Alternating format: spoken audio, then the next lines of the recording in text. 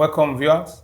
This is the Edo Story series where we try to x-ray some of the sectors within our space and to highlight some of the strides that we have made in the last few years under the governorship of Godwin Obaseki. I have with me one of our renowned sons who is in the creative sector. He's a legend by all means.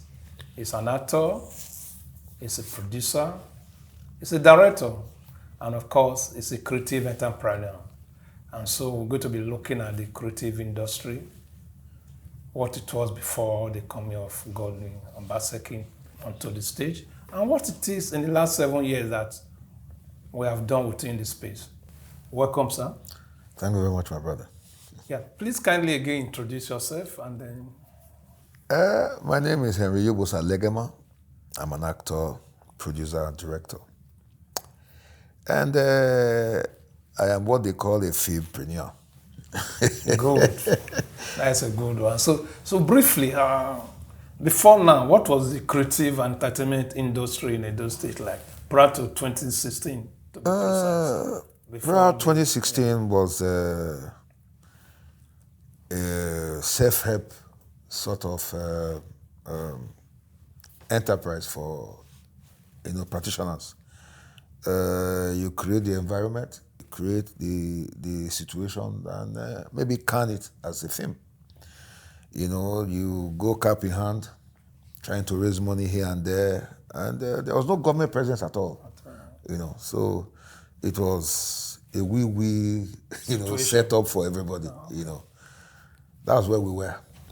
But with the coming of Governor Godwin Obaseki, how has it changed the narrative? Wow. Like the Commissioner for Communications would say, we have a good story to tell. Okay. So let's hear the story. I don't think the creative has had it so good, since the inception of the state. The creative have never had it like this. We are almost being spoon-fed by Governor Obaseki. Really? Yes, I'll tell you. You see, at the time, the palace took over the Obakenswa Cultural Center. That used to be the hub for all creatives. Yes, So took it over from Governor Shomole on lease for I think 30 years. Oh, okay. So the place became, out of bound for practitioners. So we became like homeless children. But the governor thought it wise and went to former observer and built the edifice he called Victor Owaifu Creative Hub. Yeah. And I tell you, it's really a creative hub. That hub can compete with any entertainment center in the world. Trust me. That's interesting. The hall sees 3,000 or more, and it's soundproof, and it's utility built for creative entertainment, specifically built for it. All right. Right there, you have a film studio, you have a sound studio where you can make music, all kinds, and it is with top of the range equipment. The governor went further.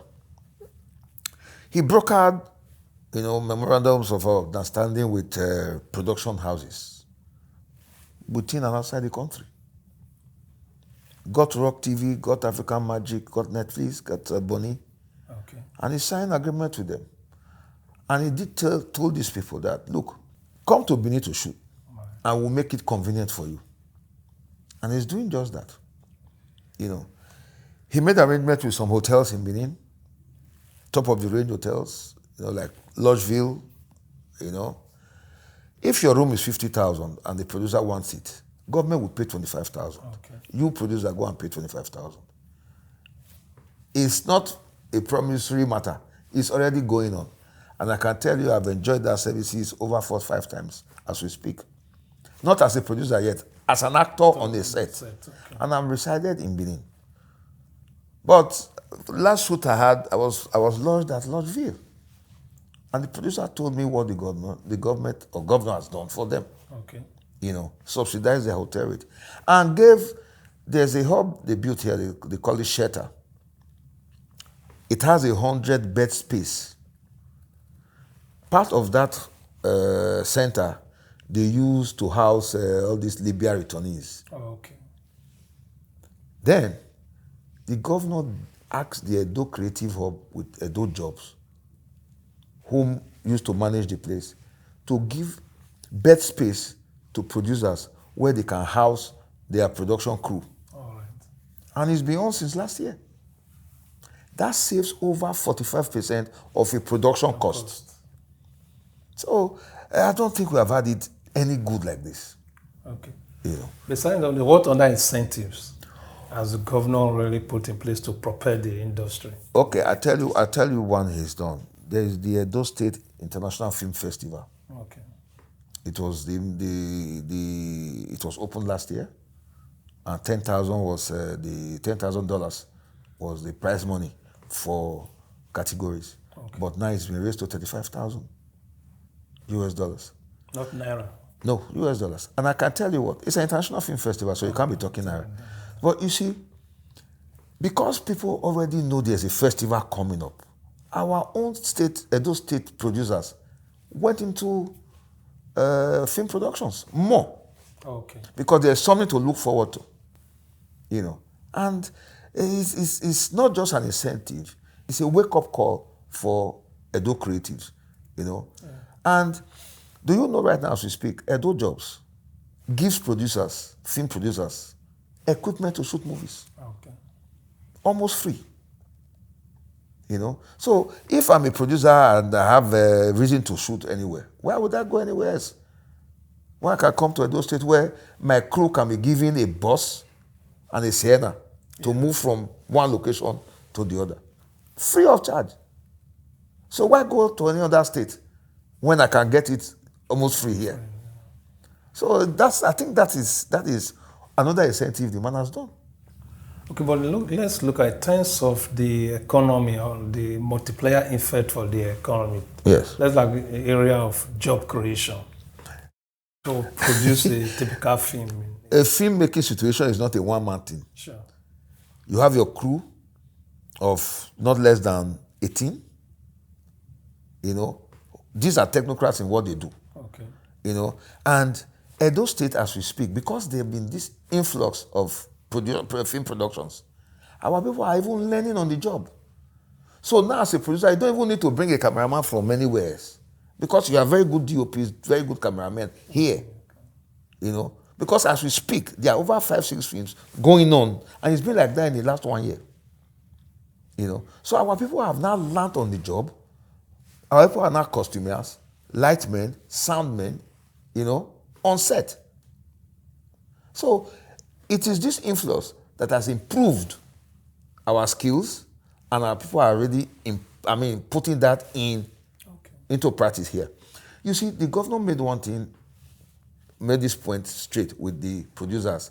He signed the MOU that you cannot bring a production here without using minimum of 85 to 87% of Edo indigenes or Edo resident for your movies. Okay. You can't be bringing your film here, bringing your crew, and bringing your actors from outside. The main core of your production must be Edo resident or Edo indigenes. So I think that is some very big incentive from government. Yeah, but from your experience, how many films do they churn out maybe in a year? I said in the last 8 months, I can tell you that over 75 films have been done here. Okay. I'm not talking about the normal local Benin films that has been on. I'm talking about cinema projects. All right. Rock TV, African Magic, Netflix even. At least we have done 2-3 Netflix films in the last 4 months. Okay. And we've never had it like this before. Never ever. Rock will come in here maybe in January until another 2 years. You won't see them anymore. But now they are. In fact, I think they already have an office here. I think. Okay. And they are even training. They are doing trainings with Edo Jobs and the Vitwafo Creative Hub. They're already organizing master classes, equipment training. They train producers, they train directors, they train actors, at different times. As we speak, Edo Creative, what do you call it, Vituafo Creative Hub, is handling training for actors. They just finished a boot camp for actors for almost 3 months, And as we speak, those trainees have just shot 2 films, bankrolled by government. All right. And it was the reason why those equipment were bought. Okay. And there's the Edo Film Project now as we speak, headed by Kabate Sosaibo. Okay. So all of this is opening us actually as practitioners to the fore. And it's never been better, my brother. Yeah, but in terms of funding, aside what the governor has been able to do, have we been able also to attract private investors to part of this revolution? That one has not been really addressed. Okay. And I think the governor can do something about that by, like in South Africa, there's a film fund. Yes. Or grant for the creatives. I think something like that can be done. And if he does that, then it's a dorado for all the creatives in Edo State. Because I tell you, we're about the biggest employer of labor apart from government. That's a creative industry. Yes. Do you know, very soon we are shooting a movie with some Chinese investors, and we are using 2,400 casts because it's time to start to tell our stories. Right. So these Chinese are shooting 11 epic films in Edo State. So we've dotted the I's and crossed the T's. It's just for production to start. So that will give employment to our people.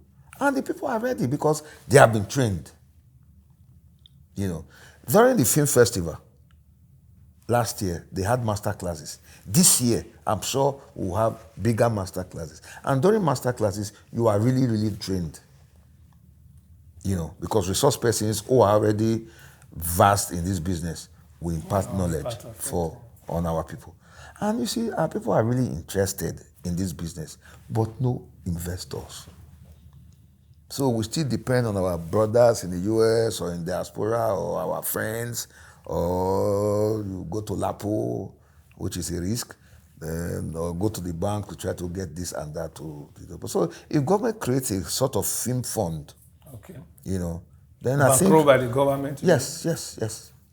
Or he can broker, investors, and then the government becomes guarantee or guarantor for the filmmaker. I think it will go a long way to improve the craft for our people here. Yeah, but going forward, how do we build on or sustain what we have achieved with the creative industry, especially looking at the stakeholders? You see, like for me as a stakeholder, I have no other work, and I'm not ready to quit this one. So the only thing I can do is to make sure this one survives. Okay. That is where my fear is, my brother. With all these things the governor has put on ground for the creatives, by the time his tenure ends, will there be continuity? Okay. So that's why I think a sort of commission should be created so that it can survive whatever tenure that comes on. And the film project, the Edo Film Project, he can make it or turn it to a commission so it can survive its tenure. Then all of these things can be put under that commission, to ensure it survives, and it can, of course, run itself if enough grant is put there to run it. Yeah. For the artists, people like you, how do you see the governor given all that he has done? How would you describe it? I said we really have a good story to tell. Okay. And I said we have never had it so good. And, knowing that the man read classics, I think that's why he's this thorough in everything he does. You know, he does not talk about anything, but you just see he's done it. So I agree with that mantra of wait and see. You know, that the man is not putting money in politicians' pocket is why people are complaining. But I'm sure by the time the man's tenure ends, people will know that this is the best governor we've ever had. Okay. You know, you can't even compare him to Obamudi. I said he's the best governor we've ever had. And I'm not gainsaying. I'm not a government employee. I don't work for government. So I will only tell you the way it is. Yes, so certainly he has put more money in the pockets of the creatives and empowered them. He has not put money. He has created avenues for the creatives to make money. Explore. Yes. He's just making it convenient. He has put an enabling environment for the creatives. So it's not as if he's put money in anybody's pocket. He's not putting money in films now. That's but the fact that he has created those he has just made it enabling for creatives, you know. But if he puts money in, so the praises will be more. So that time I will not even come to the studio. I'll be standing at Ring Road to make all the noise. Okay. Yeah. You know. Now, but for the artists, what is your message to the creatives, given all that we have done in Edo State to create that enabling environment? I think the creatives should embrace this government and all this done for the creatives. Sometimes he attempts to meet with the creatives, but we are our own problem because we are very suspicious of government.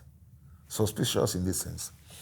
You see, past government have used us for their benefits, you know, and they don't respond to our requests, as it were, you know. But this one, we just tap, you know, your wants, and it provides it without telling you.